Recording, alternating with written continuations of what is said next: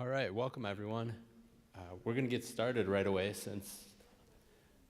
thanks for getting here right on time. This is perfect. We'll get going. My name's Colin Mathis. I'm the gallery director here at Parkside. And today we have a unique event where we have an artist couple that is going to be talking about their work, Mike Pare and Melissa Scherer Pare.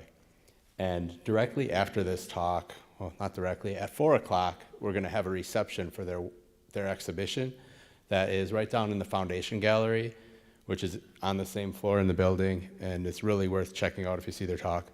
And come by for the reception, 4 to 6 tonight. And then if anyone's interested, Melissa will be showing some of her paper pulp sculpture, and she'll be giving a workshop later tonight from 6 to 8 p.m. in the ceramic studio. So if you'd like more information about that, you can come up and ask after the talk as well. And from there, I'll just give a quick bio. Melissa received her MFA from the University of Illinois, Chicago, and BFA from UW-Milwaukee, while Mike has an MFA from the University of New Mexico and a BFA from the California College of Arts and Crafts. And both of these artists have really exhibited widely, nationally and internationally, and they both currently live in Milwaukee. So please welcome Mike and Melissa Pare. Thanks. Thank you. Thank you so much. We flipped a coin, and I'm going to go first.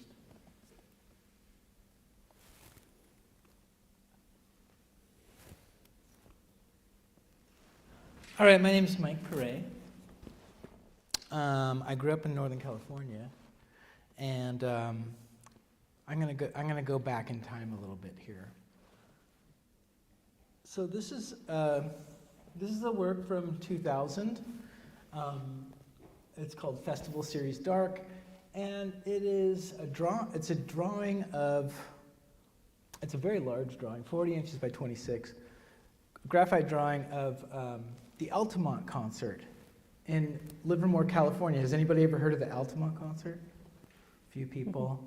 Okay, the Altamont concert was the same year as the Woodstock Festival, but it was in Northern California. And the Rolling Stones were there, and the Hells Angels were there, and some people died. It was like the opposite of Woodstock. It was like the dark version of Woodstock. And I just happened to be born 2 days before that.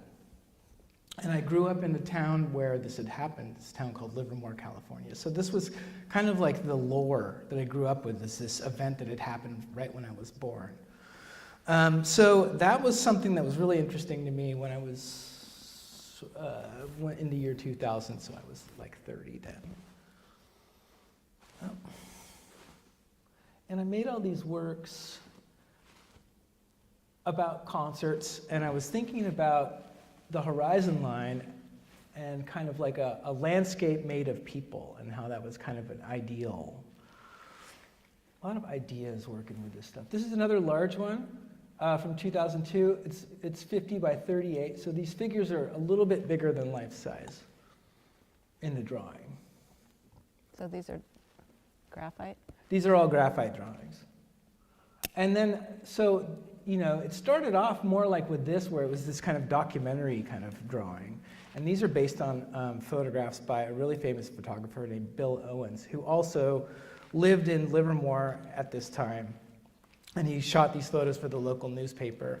He's also just a really famous photographer that you should check out, named Bill Owens. So this was the event, and I did all this research. I got really into the research side of it, like what had happened. Even there's this stories about this naked guy, and he got in a fight with the Hells Angels. It's in this movie. It's in a documentary film called Give Me Shelter. And I even found out like the name of the naked guy. His name was Oscar. I did all these research. I did interviews with people. This is when I started to kind of make it a little bit more abstract. And then I started to kind of move away from the crowd and towards the individual. And I was kind of seeing this parallel between creative process and, seeking those asking those kind of questions, and a spiritual process, or asking those kind of questions. So a lot of it became kind of this interior exploration and about that. Again, this is a really large drawing, 50 by 38. So this guy's he's a little bit bigger than life size.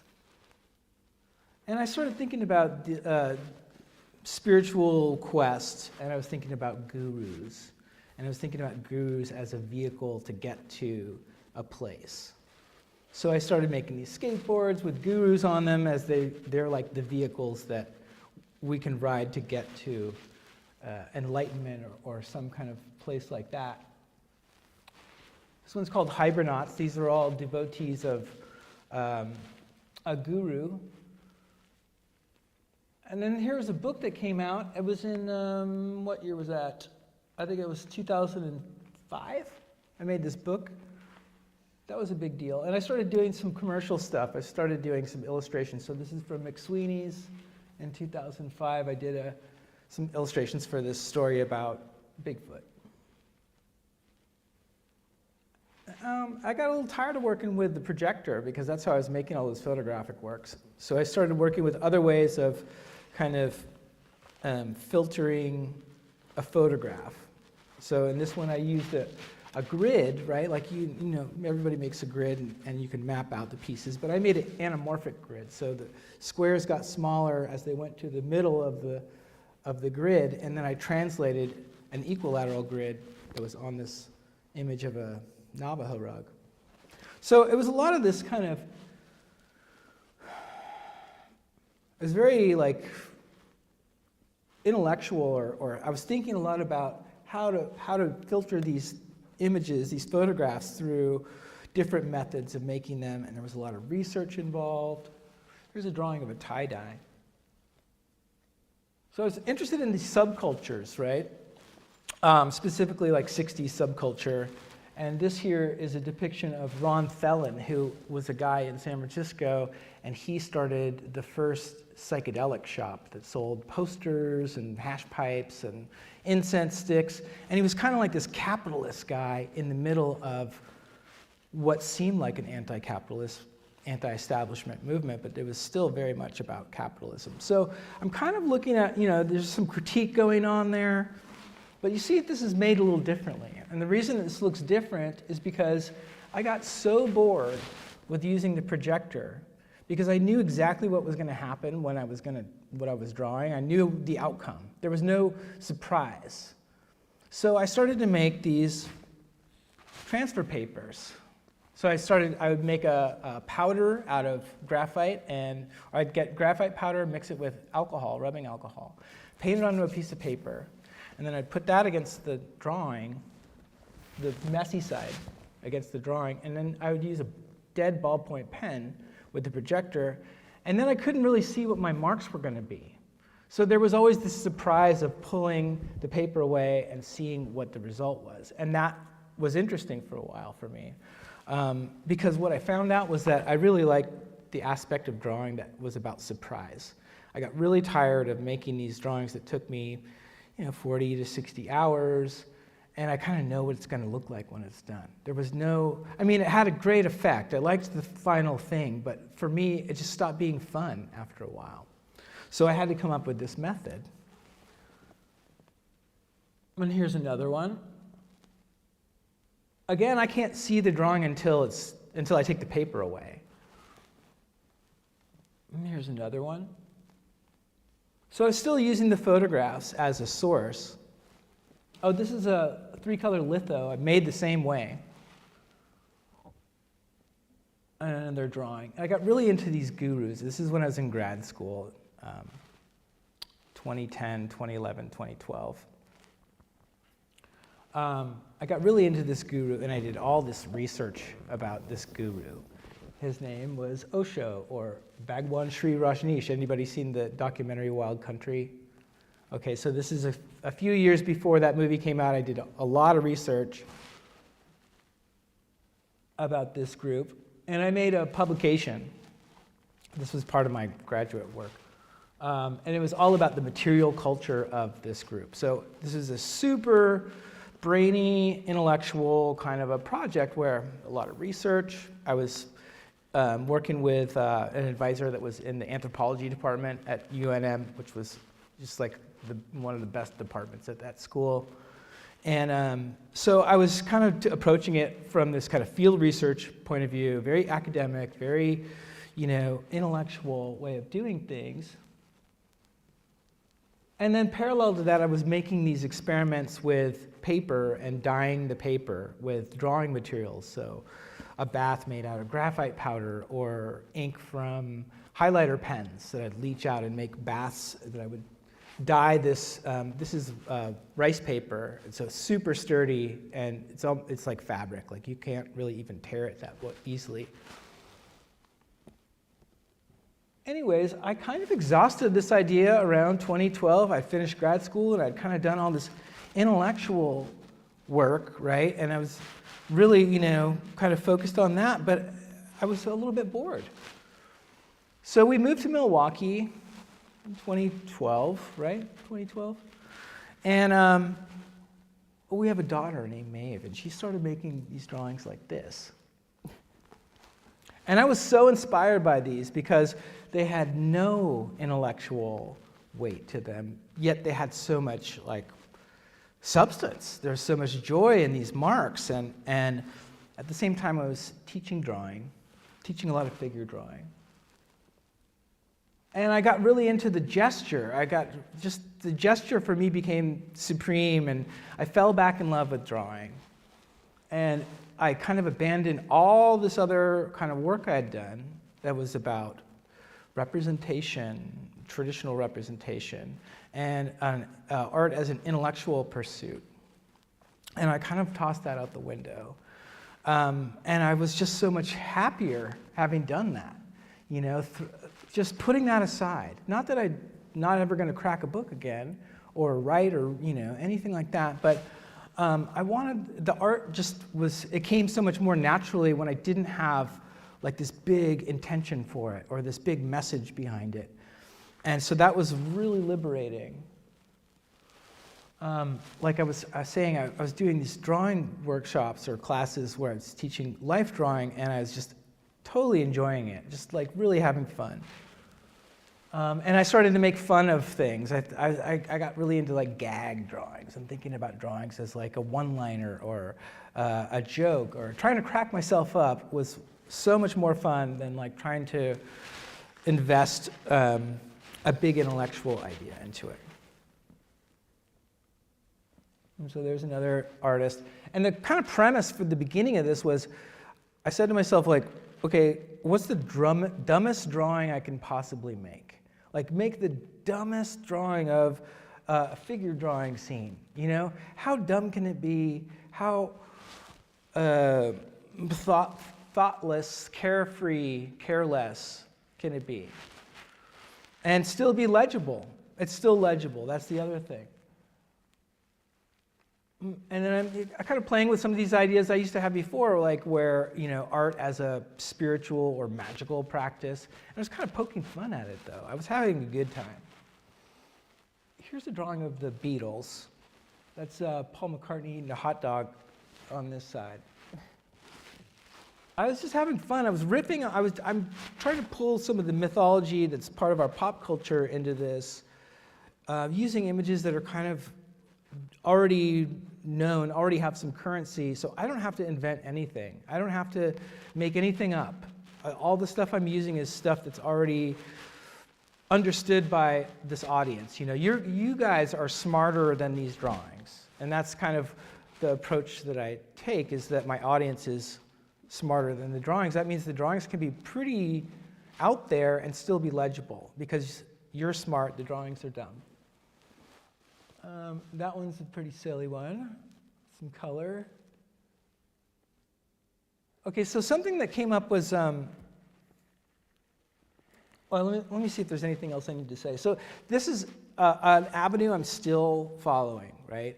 And my art practice has become really free. I just have a lot of freedom to make whatever I want. I don't think about, what's this going to mean? Who's it going to? Who's going to read this? Where's it going to be shown? Any of those questions. So Colin asked me to specifically address the question of economics and being an artist. So I take a little time with that. And here's a quote from this book, Seeing is the Name of the Thing One Sees, I think it's called.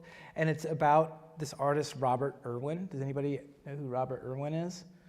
He's a light artist. He was from LA. He's still working. He's like in his 80s now. He's just a great artist, and this book was a real inspiration. But he said this, or this was what was written about it in the book. Not that he was complaining about being successful. He's quite adamant on the question of whether society owes the artist a living. He feels it does not. He urges young artists to structure their finances in such a way that they do not rely on the sale of their art. He urges, I'm sorry, my eyes are not working here. He urges them to reduce their material requirements and cultivate alternate sources of income. The important thing, whenever possible, is to safeguard the art from impinging financial pressures. Irwin does not subscribe to the sackcloth and ashes school of artistic romanticism. He sees no special virtue in starving in garrets. So he's saying separate money from art, and you don't do that for any other reason other than to protect the integrity of your art. Because when you start making it for a specific audience or to have maybe even a specific message, something in the art is discounted. Something in the value of the beauty and that function of art is discounted. So I thought that was a really important thing. And that's kind of been my approach my whole life to money, is have something else going on, right? So I've had a lot of different jobs, from cab driver to restaurant work to, I was an art handler for 6 years. I was a toy designer for 4 years. That was my one office job, 9-to-5 thing I had for a while. But all the time, I'm still trying to show the work. I'm still trying to find an audience for it and just letting it do its thing. And that's true now more than ever. I try to protect my practice or the things that I really care about in my studio, and I don't just try to get them out there as fast as I can. I don't use them as ways to, I don't use them the way that I used to use it as an intellectual pursuit. So the key to this is compartmentalization. So compartmentalizing one aspect of what I do to protect this thing that's become so valuable, the art practice part. And one of the ways I did that was, I had these illustration gigs started to come in. So that's always been a thing since about 2015. It started to really pick up, where people saw my stuff on Instagram and they were like, hey, we like your stuff. Can you do an illustration for us for our bar or our restaurant or this or that? And so I started doing that. And the other thing I started doing was I started an incense company. I got really into making incense. And that kind of became the cradle for all my intellectual pursuits and my brainy pursuits and my research and all that stuff. And it also became a form of income. So it was creative, but it was still not the same it wasn't the same part of my creativity that I was using to make paintings and drawings. I kind of compartmentalized it, and it's become, a way to make a living, is having this small business. Here's some hand-rolled incense cones. And I'm not going to go into the details of this. You can check it out. It's called Zoo's Incense. You can look it up.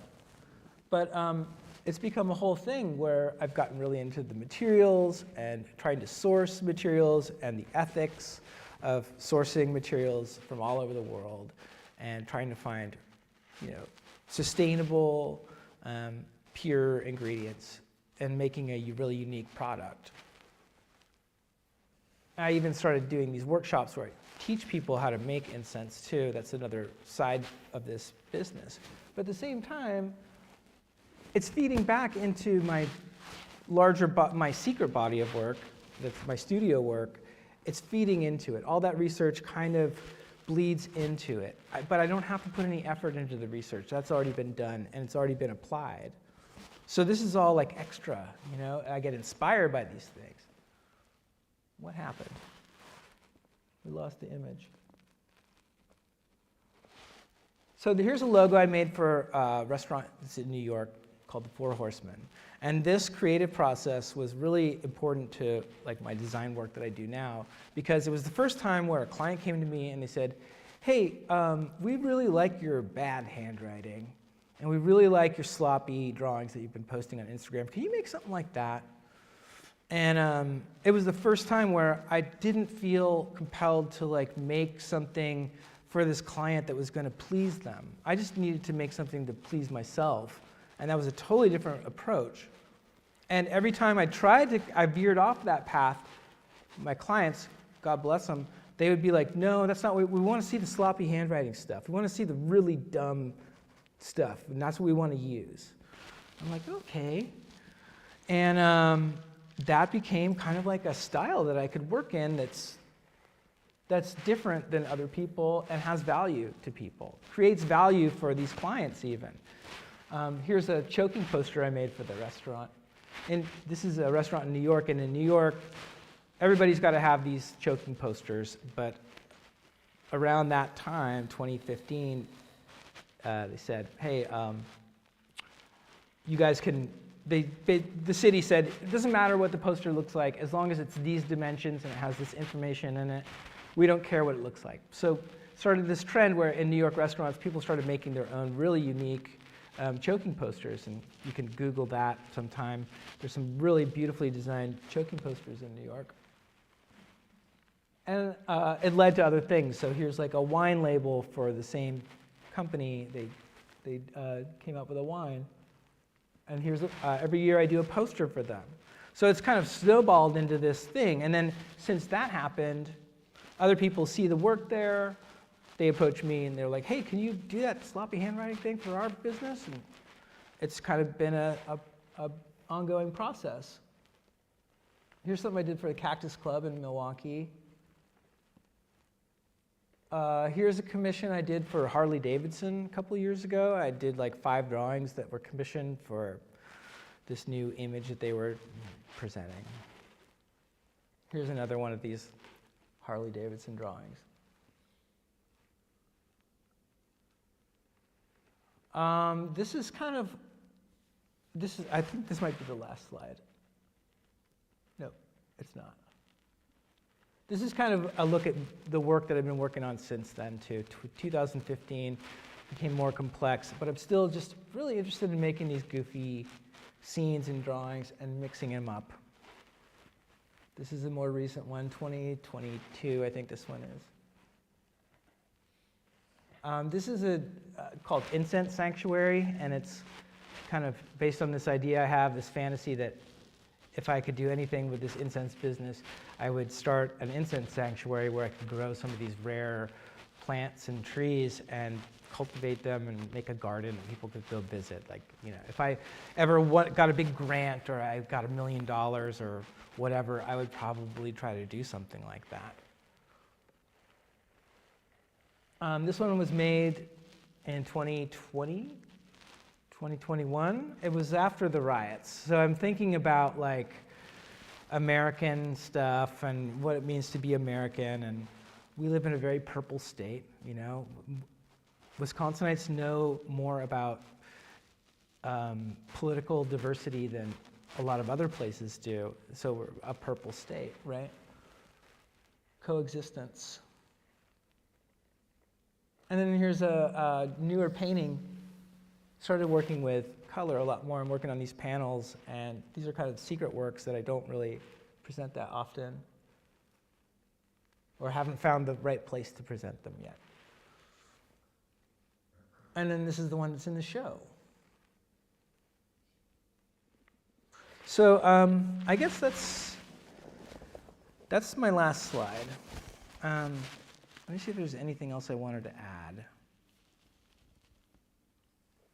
I don't know. I think I have all these notes in front of me, and they're all kind of just looking like a bunch of handwriting. I don't want to get into it. I guess I'm going to ask if you have any questions, or should I pass it on to you? Well, I need to set it up. So Okay, you can do that now. I'll do my question and you can part. have them ask some Yeah. questions. So does anybody have any questions for me?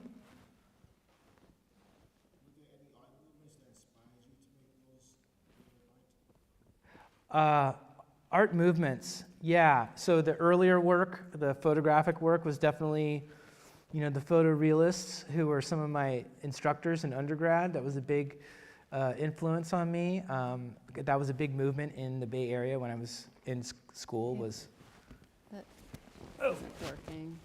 Oh, just the keypad isn't working. should be. Oh, weird. That's because it was over on the other screen. Okay. Okay. So that's one influence. And then as far as the newer stuff, I think artists like Roy DeForest is one of my favorite painters. He's a Bay Area artist who's not super well known all over the world, but I mean, he's a successful artist. But he had this kind of sloppy way of painting that I just adore. And I also really like Joan Brown, who has a big exhibit up right now in San Francisco, another Bay Area artist, who just, they're kind of like goofy. A lot of, if I had to talk about an art movement, I'd talk about like the funk movement that was in Chicago, was really popular in the 70s, and in the Bay Area in the 70s. Both places had artists that were kind of mining the same territory, and they were all friends with each other. They all knew. People in San Francisco knew what the Chicago people were doing, and vice versa. So those were a couple of the big movements, I'd say. It's funk and photorealism. Any other questions? In the back? I need to. When it came to your slide talking about kind of the Robert Irwin quote and how you sometimes finances make money the integrity of art, I kind of disagree with that. And I'm, as young students, as we are, spending a lot of money to make art and hopefully get money off of that, do you think it is hurting our integrity to have that hope, or Absolutely not. No, I think you're right, that you should have hope no matter what, whatever it is that motivates you to make work. I can't say that when I was 20 that I felt the same way I do today. So I'm looking at it from a different perspective. Sure, I was super hungry in my 20s. I moved from San Francisco to New York so I could enter into that world, right? But that's having a professional art career is like having a professional sports career, where you might only have a couple of good seasons until you're moved back down to the minors. It's only a few pro basketball players that are, past their 30s. You know what I mean? So that's something to keep in mind if you're pursuing an art career. Is it doesn't necessarily mean like if you got a show in New York, say you graduated from school and you had made all these paintings the last 4 years, and they're great paintings, and somebody picks them up, some gallery says, oh, that's so great, we're going to give you a show. And to your good fortune, everything goes well, right? Everything goes smooth, and you sell out all those paintings. Well, now you are going to feel some pressure, because somebody else is going to approach you, and they're going to say, we want to give you a show, but we want to do it in like 8 months, is that okay? And you just say yes, of course, because you want to have another show. But the fact is that you spent 4 years making that body of work that you sold, and now you reduce that amount of time by saying yes to this second show, whether it's 8 months or a year out. It's not the same amount of time, right? And so the work is going to suffer because of that, right? Because it doesn't have the attention given to it. And that's why so many artists blow it, because they can't maintain that level for an extended amount of time. Do you know what I'm saying? So it's important to have those goals, yes. And I would never say no to an exhibit, right? Or there would be a few circumstances where I'd say no. But that's what I'm talking about, is like protecting your art by not putting all your eggs in that basket of, I'm going to make a living off of this art. Even when I lived in New York and was having shows and I got some great reviews and stuff, it was only still maybe a portion of my income. Even when I was selling out my drawings, it was still only a small portion of what I needed to make to do it, right? So does that answer your question? Does that answer your question, or do you have any other questions about that? Yeah, I think that's a good point where it's like you're really excited to kind of, be like, I'm making it, and you kind of have to realize it's got this whole being Right, yeah. It's a lot different, right. The important part is to just keep making the work. To me, that's the important part. And then so if I'm going to keep making the work, I kind of owe it to the work to protect it. You know what I mean? So yeah, just being really cautious. But yes, as a young person, yeah, you should try to get your stuff out there and apply to everything and try to go to grad school, and if that's what you really want to do, and get yourself out there. Move to a big city. This is the best piece of advice I could give you, is move to New York if you want to be a professional artist. Just being there is enough to get your foot in the door. Not like you have to go to every party and know everybody, but just being present there can make a huge difference. I do want to say that art is an individual practice, but it's also a communal practice and it's a societal practice. And there was an article in the paper today that said Ireland has given a living wage to artists, £2,000 a month, right? So, Ireland, the country of Ireland, has decided to support artists, and for 3 years. So I would really also, you all are citizens of the United States, and one of the things that's also important to remember about art is that you want to think about your role as a citizen and supporting those kinds of the politics that support art. So one of the ways that you can do that in the United States is, supporting the NEA, the National Endowment of the Arts, right? So there are, I mean, we have our individual lives, but there are also broader ways of thinking about art, in terms of the economics. So I just want to, I want to throw that. Sure. Right. So there is a lot of opportunity for artists, especially in socialist countries, right?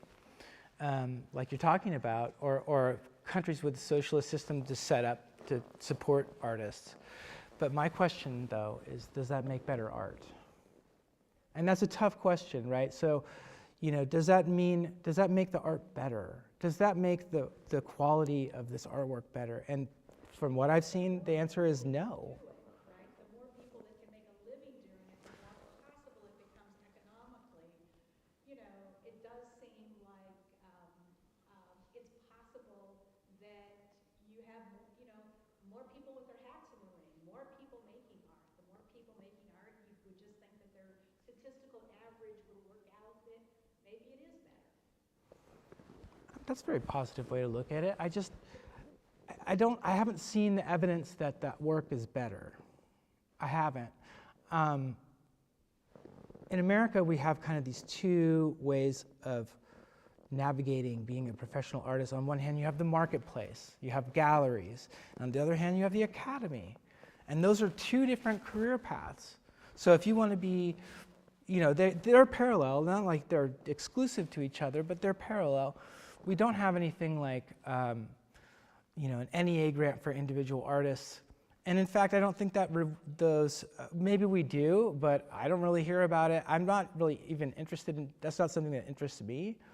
I'm more interested in, I think that, I'm going to just put my opinion out there.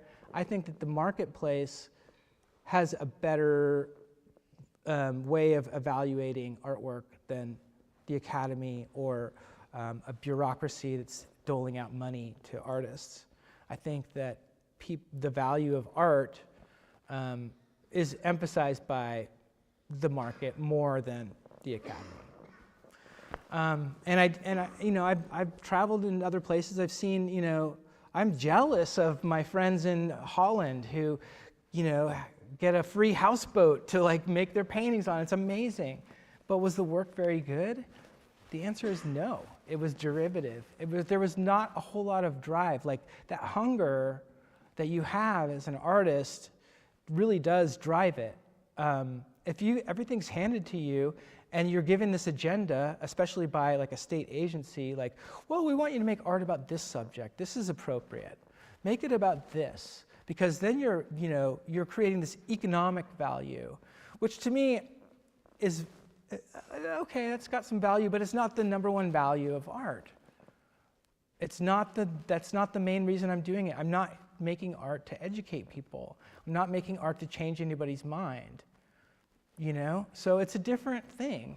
And, some people are very happy to do it that way, apply for grants and work in an intellectual arena to make art. But I think the work looks ugly. I don't think it's good looking when it's got all this idea, because ideas are just armatures to put your aesthetics on, right? They're not. That's how I see it anyways. It's not like the idea is the primary thing for me. And I feel like systems like you're talking about reward people for making idea-based work or work with a specific agenda. You have another response? Let's pass it along. Okay. I'm sorry. All right. Okay. Mike likes to talk. Yeah, we could talk later. I'll be at the opening. Okay, we'll wrap then, for sure. Okay, yeah, find me. I'm here to give you hope. No, I'm just kidding. Man, I don't know. I don't even know where to come in on this conversation now. Yeah. I also have a degree in fine art, and I tried to make. After Chicago, I went to New York and tried to make a bunch of fine art and tried to get into galleries and did that. And it was really hard for me. It was really hard for me to make work there just because I had to work a lot. And actually the work that I made there was not good. I could not find a rhythm. I couldn't find work. There's so much good work there that I would go out and go to galleries and I'd come home and I'd just be like, oh man, and there's also people with a lot of money, with a lot of access to big studios and a lot of time. And I know you can do it. I know people do it all the time. But for me in New York was too much of a struggle, and it was hard for me to kind of be an artist there. And then we moved to New Mexico for a while because Mike went to grad school there, and our daughter was born there, and I didn't want to live in New York and have a kid. And I tried again to make artwork in New Mexico, and it was tricky. And I also did the whole art teaching thing there. I taught at some colleges where I got paid like $700 a month. And then in the summer, I had no job. And for me, it was like that route of being an artist and then maybe even teaching was just not aligning for me. It wasn't working out. And I really just think it just wasn't meant to be for me. And it's okay because other things happened. So I think when I stopped kind of trying to go that route, I don't know. I'll stop there. So I got a job. I got a full-time job, and the reason I'm bringing this up is because Colin did say, like, how do you like be an artist and make money? So I got a full-time job because I had a kid, and the kid needs like boots sometimes, and like you want to, you got to maybe a decent place to live. So I got a job in digital marketing. I had some web design skills, and after a while, I got really bored. I realized I needed to make something. So do you know about makerspaces? Do you ever hear about makerspaces? So makerspaces are these places that you can pay like a monthly fee, and you get access to like all this crazy stuff: laser cutters, CNC machines, welding machines or welding equipment, And there's one like 4 blocks from our house in Bayview, Milwaukee. And I went there, and there was a laser cutter, and I was like, well, I would like to learn. I think I'll teach myself how to use this laser cutter. And I have some student loans I still need to pay off. Maybe I could figure out how to make some like wood jewelry. So I learned how to use a laser cutter, and I got really into designing wood jewelry. And it was super fun, and I started selling it on Etsy, and I started selling in local craft fairs, and did really well. And I did end up paying off my student loans, and I still kept my full-time job. And then I designed this because I needed a holder for my jewelry when I did the craft fairs. And the funny thing is I posted this on Etsy for sale for like $30, and Etsy picked up on it and put it on their homepage, and they also put it on their Instagram. And it was one of those things where I woke up the next morning and I had like 1,500 new followers on Instagram because of this thing.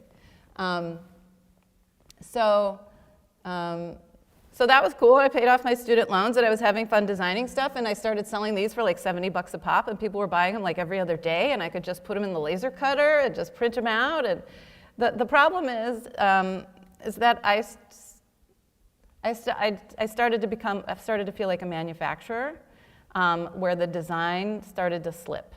And I'll talk about that in a minute. But Subaru picked up on what I was doing. It just kind of like it snowballed. It got big fast, big-ish, big enough. And so I was on their website. I started designing other things. So this is a pendant light made with string.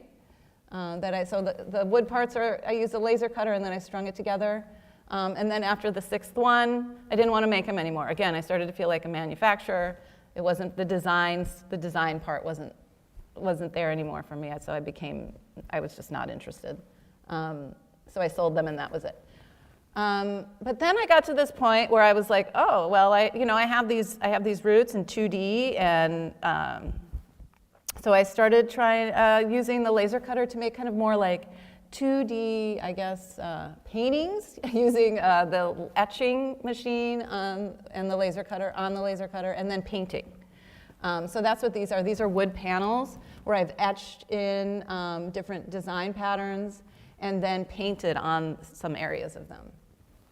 And that's kind of what I've realized is that I like to start with something like that's really crafty and teach myself it, and then slowly it moves into the world of art. And that's a process that works really well for me. And I'm also really motivated by the money that I can make in the beginning when I'm learning that craft. And then by the end, I end up making art that people don't really buy, but that's okay. So this is probably like this big. And those are all little etched kind of rainbows. So if you saw it up close, it'd be a little etched in between, and then I painted them. This is layered, so there's a layer of etching, and then another layer of where I glued on these circles. Okay, so again, I became allergic to wood dust from working with sand, because I had to do a lot of sanding. You have to sand everything because it comes out kind of burnt from the laser cutter, so you have to sand the burnt off of it.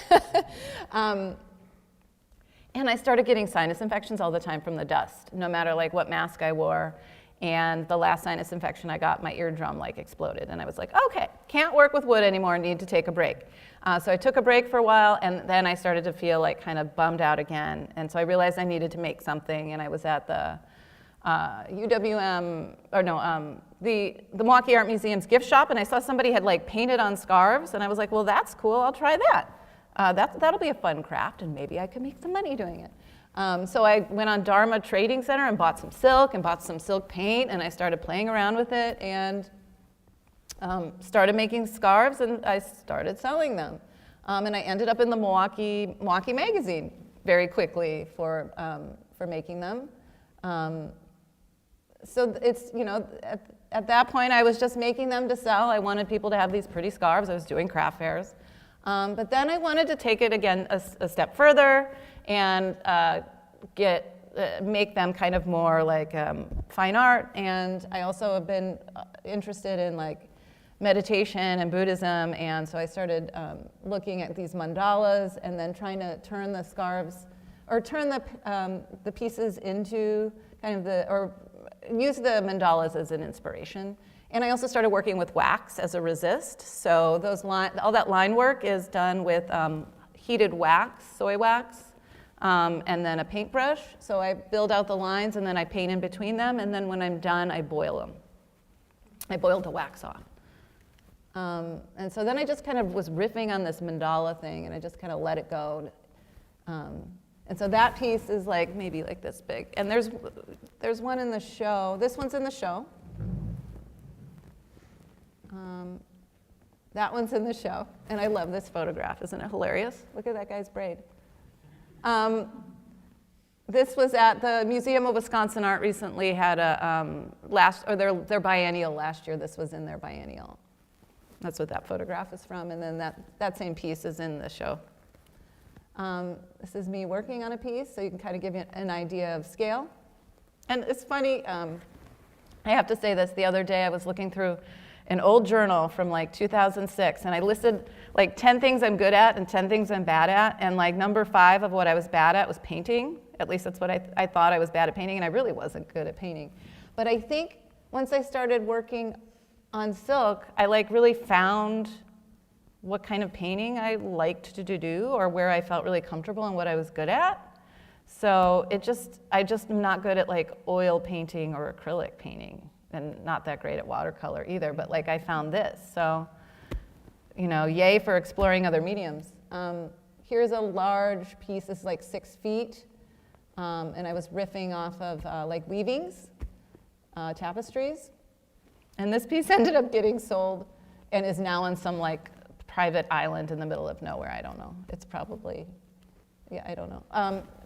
And then in the process of like trying to sell my scarves, I was thinking, I tried to apply to some, what do you call them, trade shows, big trade shows in New York, like where Macy's will go and they'll buy, you know, stuff to sell at their store, and people will come and show their like fancy ceramics or their really nice clothing, and Macy's will come and like buy a bunch and sell them in the store. So I had submitted my scarves, and they were like, yes, we want you to be in our trade show, and it's going to be $10,000. And I was like, I don't know if I want to do that, because I don't know how many original pieces I could make, and would it be worth it, and so I said, actually, no, thank you.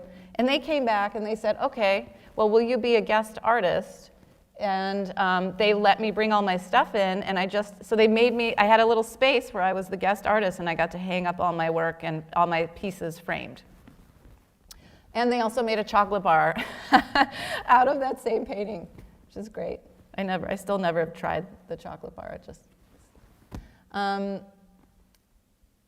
and then so then I kind of moved into this more organic stuff. We moved to we visited, we have a lake, we visit in northern Wisconsin, like cabin, you know, go up there for a week. And I kind of was starting to feel like a little burnt out on the mandala stuff. And when I came back from that cabin, I was like, all right, I'm just gonna make some like really organic stuff and see what happens. And just this kind of came out of being without Wi-Fi on a lake after a week. And then that kind of pushed it in this like more organic direction. So again, this is like wax, and then it's actually a dye that's made specifically for silk. This piece is like 35 inches. I guess they started to get more detailed.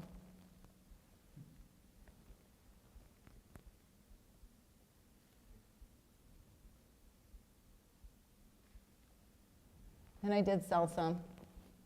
So I worked with an Italian company in Como, Italy. That's where all like silk printing is done, and I paid them to make some of the work that I was making, and I had them. Mike and I were collaborating, so Mike and I do collaborate on things, which we have not even mentioned yet. And so I sent some designs over to Como, Italy, and they printed them on Italian silk, and I sold them.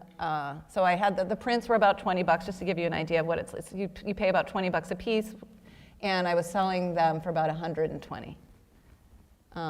So that was another way that I made money, and I liked it because I didn't have to do much. I got to make the art pieces, and then somebody else did the rest. You know, so then I can still maintain that like the thing that inspires me. These are some other wearables that I had made. I made a few of these, so they are kimonos that I painted on. These are all hand painted. And then I did a show at the Philadelphia Art Museum. It was the, I forget what it's called, the Philadelphia Art and Craft, Contemporary Art and Craft something show. And I had a booth, and I showed all my work and sold my work. And then again, so I got bored.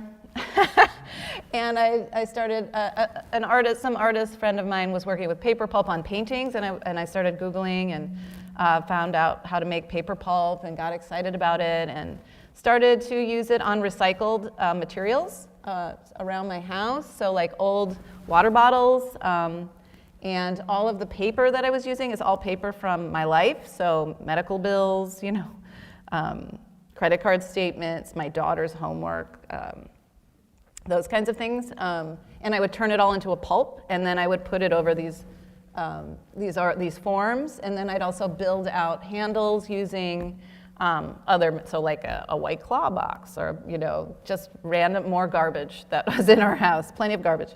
And then Mike and I hang out sometimes, and we had some fun summer nights where I was like, hey, can you draw on these? Because I knew they would be even cooler if Mike's drawings were on them.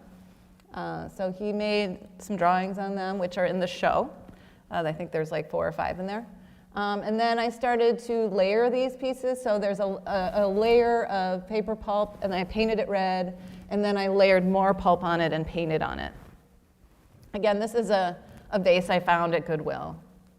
It's another form that I built off of, and another weird old piece of junk, like knick-knacky thing that I built off of. And then, you've probably seen the other pieces in the show. So those are all the same, just made from like recycled materials. And that's it.